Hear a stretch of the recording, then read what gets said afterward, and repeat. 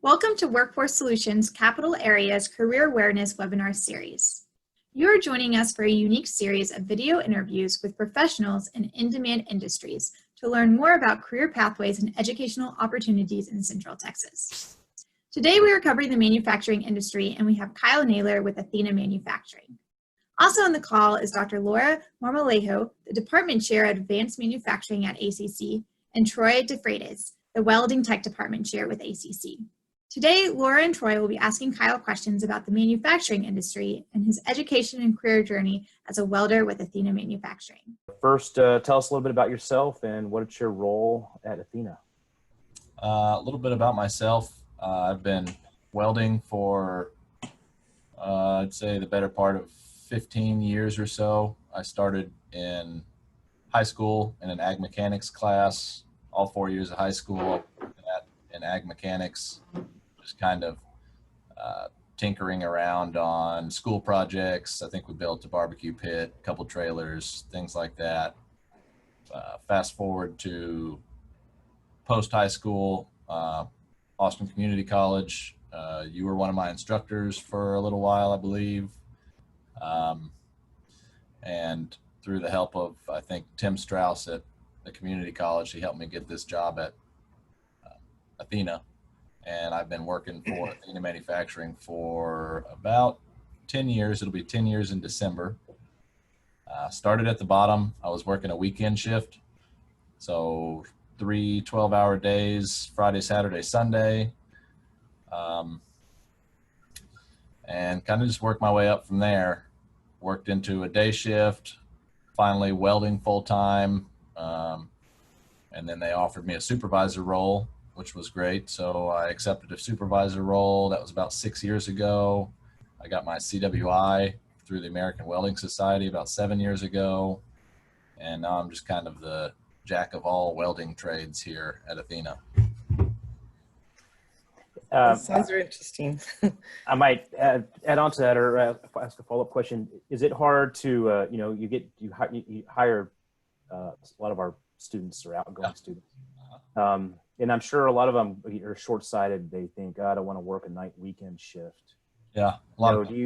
Is it hard to kind of impart that on them that, hey, man, this is just where you're starting. You need to start somewhere.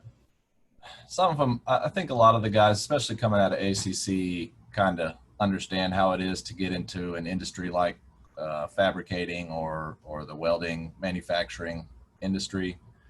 I do my best to try to have guys start off in a easier role, day shift, first shift, Monday through Friday, daytime role. I just hired a guy yesterday from the ACC. He'll be starting on Monday, and I've got him starting on a day shift role. So, but it kind of is what it is. If there's only positions available on a night shift or a weekend shift, some are more open to it than others. I got some guys that don't go to sleep until 2 a.m. anyways, so some of them may be more available for a night shift or a weekend shift, some off shift, Thanks. I was wanting to tell me about your day. What's your day look like at work, and what are your major responsibilities? So we're a full production shop. Basically, we monitor each individual for productivity and efficiency. I monitor job flows through the shop.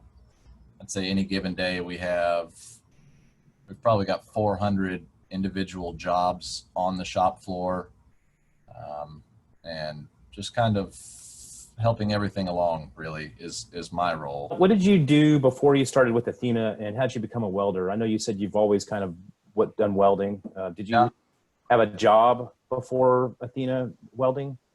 The job that I had before working at Athena was working at a barbecue trailer, actually. So this is my first actual role as a welder with Athena. But like I said before, all through high school, I welded. It's kind of started before high school, though. My grandpa owns a construction company, and he bought me my first little Lincoln tombstone arc welder. just a little stick welder you get from Home Depot. And I kind of was tinkering around with that out in the shop at the house. And I think that's where the fire ignited. Did something, I mean, I guess, are you attracted to manufacturing? Did you even know that kind of world existed before you started with Athena? Honestly, not before I started with Athena. I wasn't sure, even going through ACC schooling, where I'd end up. I kind of thought maybe I'd be a pipeliner or be doing some sort of structural welding, but fortunately I stumbled upon Athena, and I think vice versa. Our owner is very active in the community, trying to get involved and have students hired on. I was one of, I think, his first from the community college, and since then we've had probably 20 or 30 from ACC come through in different departments, of course. But yeah, no, I had no idea that this manufacturing existed before I started working here. Yeah, there's a very large semiconductor manufacturing sector here in Austin that pretty much we all do the same thing. We supply parts for a company in town called Applied Materials and all of their subsidiary companies as well. So yeah, zero idea that this existed before I walked in these doors. And how long have you been there now? It'll be 10 years in December. Wow. Yep. You've had a good ride for 10 years. You started off as a welder and now you're a supervisor. Yeah, I started off below a welder, really. I was pressing hardware and doing assembly and grinding welds. So I started off at the very bottom. So what type of education do you need for a job there? Does everyone require an associate's degree? And also, if you go to ACC and get an associate's, which associate's degrees can lead to a job at Athena? There are a lot of different job opportunities at Athena. Of course, I went through and got an associate's degree in welding technology with an emphasis on code welding. So that really put me kind of one step ahead of the rest of the folks here, because a lot of the guys don't have a formal education in any of these departments that they work in. You know, we're full production. So from thermally cutting raw material all the way to painting, powder coating, full shipping department, drivers. And as far as a type of education that you need to work at Athena, we'd prefer a high school graduate, but I've got a ton of guys here that aren't high school graduates. We've got supervisors that didn't make it past 9th grade in school. So we're a pretty close-knit company, and we focus a lot on training, whichever department you're in. We have an engineering department. I know the community college has a pretty large engineering degree program. And I think we've got 1 or 2 guys in our engineering department from the ACC engineering program as well. So, you know, we just like to have good people work here with good work ethics, committed, coachable, aware, and we can pretty much teach you the rest of it. Great. Oh, how do you know when you're about to hire a good person or not? Do you have any telltale signs in an interview whether this person's going to make it or not? Certainly how attentive they are during conversation. I kind of start our interview process by walking around the shop with people, and if I walk through the shop and they're 10 paces behind me, that's kind of a first, first impression there. Eye contact. Just do they seem interested in general?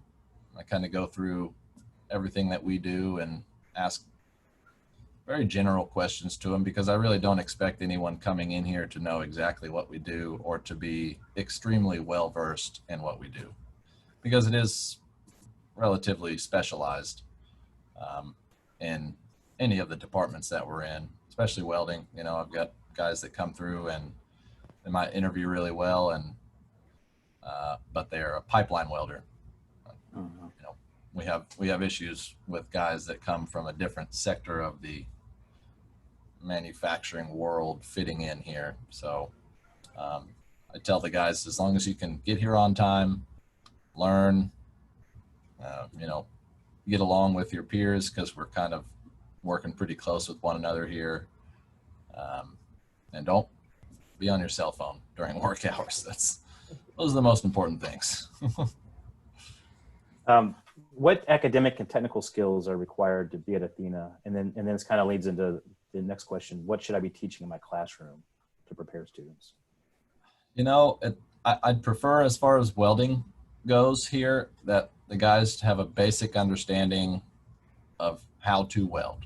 You know, the fabrication part that is a big part of what we do here at Athena is hard to teach because it's pretty specialized. You know, you can fabricate one thing and move on to the next project, and you're starting from ground zero, more or less. But I think the community college does a really good job of trying to bring in ideas from the manufacturing industry. Troy, you've started up the advisory board committee that I'm a part of. We come in, you know, once a year or twice a year or whatever, you know, our schedule allows for. And you basically ask questions to everyone from all different walks of life in the Austin manufacturing industry. You kind of take that and translate it into new syllabus or new class roles. So I really like what the community college is doing already, because it's hard to develop a program so specific to one industry or another, because you're always going to leave somebody out. Thank you. Over the years, technology's really changed. How has it impacted you and your workspace? I mean, do you feel like the skill sets are changing for you and for your company? Yeah, a little bit. We have a few new robotic tools here at Athena. For the last 6 years, we've had a robotic arc welder, whereas, you know, all the parts that we weld on that robot now used to be welded by hand. And I don't necessarily look at it as taking work away from anyone. It's just kind of a transition of a job role. Instead of somebody manually welding something, now the same guy is going to be programming the machine or operating the machine, loading tooling. So yeah, we've got a couple different robots and different departments in the shop. But technology has been great for Athena because, as I said before, we're in the semiconductor industry, and the semiconductor industry makes computer chips. So the more advanced technology gets, the more work we get. And right now we're busier than we've ever been, even with this COVID-19 pandemic and all. We're busier right now than I've ever seen it in 10 years. Positive aspects of your job. We're real people oriented here. You know, I think, as I said before, we've got a lot of competitors in the area. And I think what makes us stand out is we're kind of a close-knit group of people here. There's 200 of us, but I feel like we're a pretty close-knit group of people here. We've got a lot of families that work here. You know, 4 or 5 or 6 different people from one family working in different departments in the shop. Management's really great here at Athena. Not just myself. I'm great, obviously, but upper management is really great to work for and with. So I would say the people make it really nice to work here. You know how long Athena's been in business there? Yeah, we've been in this shop for 11 years at this location, but Athena Manufacturing, the business, I think has been in business for about 15. The owners previously had 2 other companies. One was called Brown Manufacturing and the other was called APW. And more or less they did the same thing. I think it was more machine shop geared back then. They did some 3D printing with Brown manufacture. Now with APW, they did 3D printing. They tried to get on that boat, but I think when they realized that was hard to maintain, they jumped back into kind of where we are now. So probably 25 years altogether. The two gentlemen that own the company have been working in the manufacturing industry. Cool. Thanks. Look, Kyle, what kind of advice would you give a student who's interested in getting a job like yours? Just get out there and put forth the effort that you would if you wanted to succeed in anything, you know. As far as just getting a job right off the bat, just show up, show up, fill out an application, request an interview with someone. If you get turned down, the worst thing that's going to happen is you're going to get turned down. As opposed to not putting the effort out, the worst thing that could happen is you miss the opportunity. So I think and I'm going to go back to the committed, coachable, and aware part as well. Those are three traits that I think really take someone a long way in any industry, whether it's welding or engineering or really anything. So, yeah. You mentioned earlier you guys have been busy through COVID-19. Have y'all had to pivot, or have you seen any other, heard of any other manufacturing companies that have had to pivot any way, adapt to COVID? As far as adaption goes, we've got new safety protocols. We've limited access to the building. We only have three man doors open now. And once you walk in any of the man doors, there's a sanitation station sitting right there for you to use some hand sanitizer immediately upon walking through the door. All of the supervisors take turns in sanitizing the entire shop twice a day.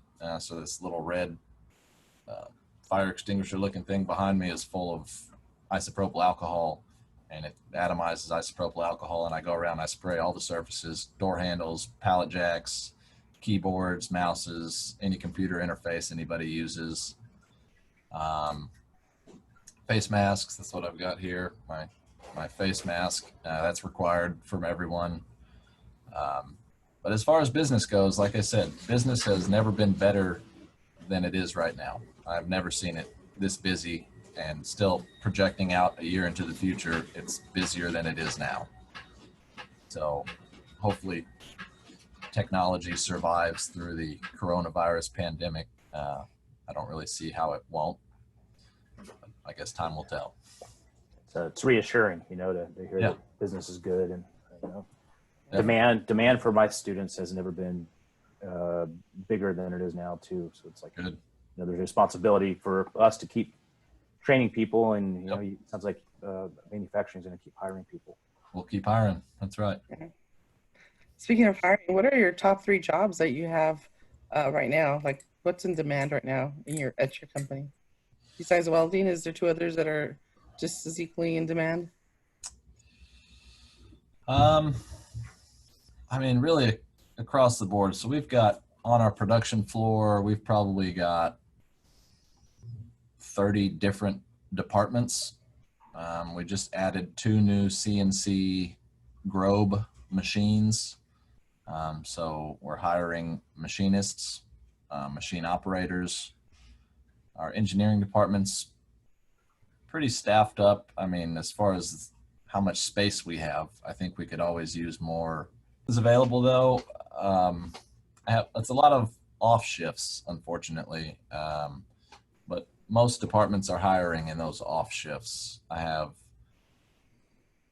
have room for about 11 welders, and on day shift I've got all 11 welders filled up. On night shift I only have 3 filled up, so there's plenty of room on a night shift.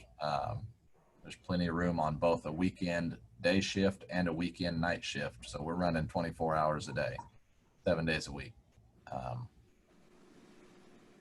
Really any entry-level positions we have available. If they're not welders, we've got plenty of detailing, hardware installation, drill press. We have 5 CNC press brakes, and plenty of space there, plenty of work there. assembly departments, you know, you Awesome. name it, we have it. That's good to hear. Plenty of work.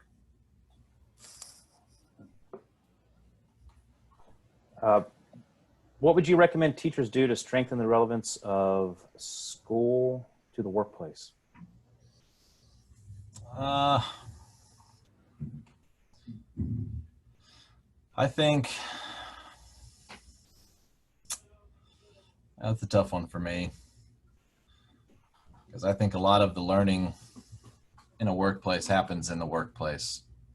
You know, it's just so specific. I think at least for, okay, well, I'll say in general,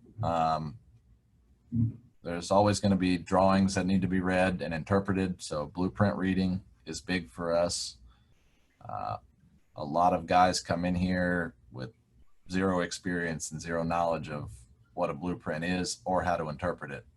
We do training here for that. I think we got a grant recently or some sort of funding from ACC recently to have blueprint training on site. And I think we're doing that next week or the week after. Absolutely. I don't know the details of that, but yeah, just general things. The specifics are hard to get across in schooling, in my opinion. Welders, they need to learn, they need to know how to weld. They need to know that, anyone needs to know that you need to get to work on time. Surprisingly, is difficult to understand for some people, but that's certainly something that maybe needs to be taught. But I think ACC does a really great job of getting these students geared up for the workforce, because ultimately everybody's trying to get into the workforce, you know, whatever age they are. It's not just high school kids at ACC. It's, you know, there's plenty of 50, 60, 70-year-old people going through there, and everybody's just trying to get into the workforce. So I think you guys are doing a really good job at that. Appreciate it. Yeah, I think the average age of my student is 28 right now. Yeah. I think it was 30. Now we're doing more of the high schools, which kind of bringing it down. But Yeah, it's a lot of people who are re-careering, trying to, you know, maybe they never knew what they wanted to do until recently. sure. I'm sure after this pandemic stuff's over with, y'all have a whole new influx of people realizing that whatever career they had chosen may not be sustainable through another pandemic or whatever the world throws at us next. One of the things I think has been really helpful is that we're connecting more and more with industry, which is important because we need to know what your needs are so that we can help supplement that. And so even with, like you said, that training, the blueprint reading training, that's a great way for the college to support industry. And then for us to also learn of what's going on internally so we can bring it back to the classroom. And that two-way street is super important, I think, especially. Yeah. So thank you. Of course. And thanks for helping us with the P-TECH grant at Elgin and internships with our students. It's really absolutely nice knowing that Athena values training and values you know, what we're doing. So we appreciate that. Yep. Really enjoyed listening to all of y'all. And I guess my question is, I work with middle schoolers and high schoolers and helping them with their career exploration and knowing what options are available to them after high school. And kind of thinking what you said about your average age of your students is 28, people who are getting back into like rediscovering what they want to do or starting a new career. What could I do working with middle schoolers and high schoolers to really advance them into welding or manufacturing, or what ideas or like passions should they be seeking in themselves that might promote them to really enjoy that career route, if that makes sense? I mean, for me, you know, it's making them aware that we even exist. I think that having you know, us go to career fairs or come talk to the even individual classrooms, taking those students to Athena for field trips, having, you know, Kyle come talk to them. I just think it's like awareness, you know. Right. Like we get some of these students who have they didn't even know welding was a thing you could do here. Yep. So then you see it click once they discover it. They're like, oh my God, I wish I'd known about this 15 years ago. Right. Plus, I think it's important for them not to feel that whatever they decide to study isn't the end of the road. People think they have to make a decision, and that's like a lifelong. It's a stepping stone to something else. Every career, like Kyle said, he started in one position, he's gone through several. So I think if students know that follow through with an interest doesn't mean you have to do it forever. Maybe they're more readily willing to get into something new. Kyle, when's the last time you've welded production-wise there? Do you do that daily? Production, I don't weld production. I'll do research and development, I would say. Uh-huh, Awesome. right. You're a supervisor. Yeah, as a supervisor, yeah. You didn't think you were going to be doing that when you came to welding school, you know, just a No, stepping stone. I had no idea what, yeah, I mean, the same as you were saying, when I was in high school, I had no idea that there was continuing education that you could do. I could do welding, you know. Much that is actually quite wonderful, and that's kind of what we're trying to do is let students know career ladders and first steps, and there's so much opportunity out there, not just like, oh, let's go to a 4-year school for our business management or something, but just everything that's out there. So we're really trying to, the awareness, we're really trying to. So thank you all so much. Can I give one more point? Because this is just what I see. But I think, you know, in schools, a lot of times they're pushing the 4-year universities, and that's a wonderful choice. But, you know, in a 2-year degree or even a 1-year certificate has a lot of supportive value. So no matter what you do, if you want to, like even with engineering students, I always say if you get a 1-year a technician degree or a certificate, that's hands-on stuff that you're not going to get in the 4-year school. And it gives you a like supporting skills that you're not going to gain. So I think people realize that maybe they would be more open to not, you know, to looking at what's out there locally. Excellent. Thank you so much. Unless there's anything else, thank you all so much for your time, and appreciate coming, sorry, and today, and just taking the time out to talk and give us this information. So really appreciate it.